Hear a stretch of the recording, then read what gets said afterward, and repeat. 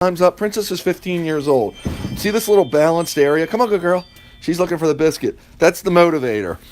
What I do is I give her a biscuit. I feed her up here. This has been her area since I've had her, before the other dogs, actually. Now, I've had her with other Huskies, but before I got the dogs that you're most familiar with, being Jag, Zorro, and Chase, I actually used to feed them all up here, and they used to have beds up here, all of them. I've changed it around some, just because the other dogs were younger, obviously, when I got them.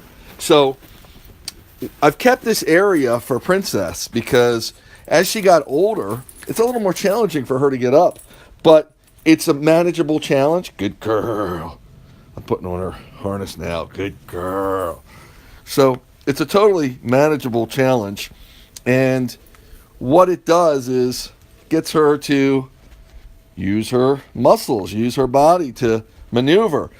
What I'm doing right now is putting a harness on her, and I'm sorry if I don't have a clear view on the camera. Doing my best. We're doing a dog adventure today, and I have to figure out what's what. I'm sorry.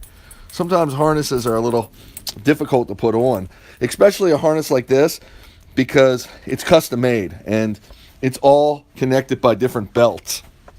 If you take the wrong belt apart, you have to reconfigure it, essentially, which is a little bit of a challenge as well. But I work with a lot of different harnesses.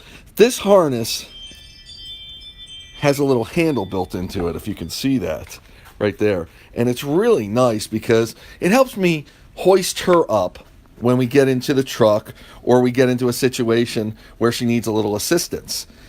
That's not the only reason she wears it. It's also a harness that works nicely with the seat that she rides in when she's tired on the bike adventure we're about to go. So right now, you can see this area where she balances herself on. This is her heated bed, and she gets fed in the house right there, and she gets her food in there, and she takes it over to her bed. And all my dogs are fed separately. We don't free feed, because that can be problematic in itself with Huskies. Come on, good girl. So watch her jump down. She's going to jump, then she goes down the steps. Believe it or not, that's a nice little exercise for her, a nice way of building her confidence, and again, keeping some mobility in her joints. It's cold out here. It's probably in the high 20s now, but when we started off, it was in the low 20s. It's warming up now. So taking her to the truck to load her up for an adventure. These are the special stairs I always talk about. So come on, good girl. This is how I help her. Come on, good girl. Good girl. Come on, good girl. There you go. Good girl. I don't know if you could quite see that, but I guided her up the steps using the harness handle that I was explaining, and she's in the back. We put a pillow here. The reason we do this is because, and by the way, you see her custom, her no spill water bowl, and the fan that we use in case it gets warm or we want to circulate air. I put this pillow here. It's interesting, but Princess is a very dominant dog, and a lot of you out there might have dominant Huskies. Jim, I'm going to let them out in 1 sec.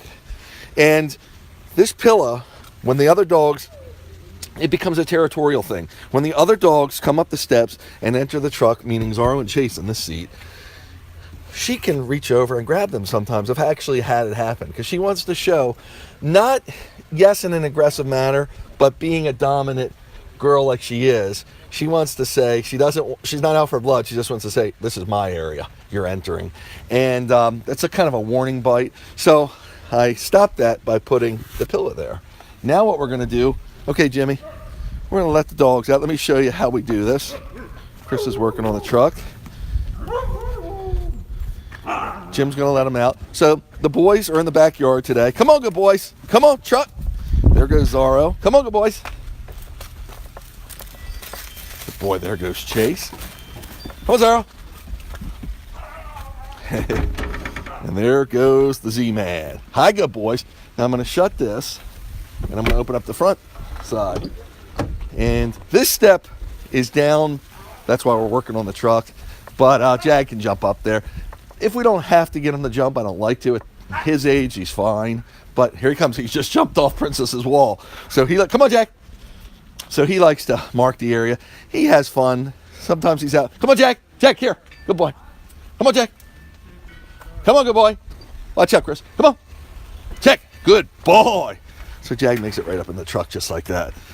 Hi, good boy. Hey, can you drop the windows? Good boy. So I want to show everybody. Okay. Good deal. Windows are being dropped. So I'm going to hold this to give you a better view. Talk to you for a couple minutes. So you probably know my Huskies by now. This is Zorro. And Zorro's part Malamute, part Husky. There's Chase.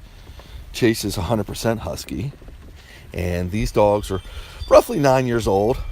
Between 9 and 10, they're all within a few months of each other. There's the princess in the back. So these guys ride together really nicely. Jag, stop. Jag's digging away. And the water bowls for everybody.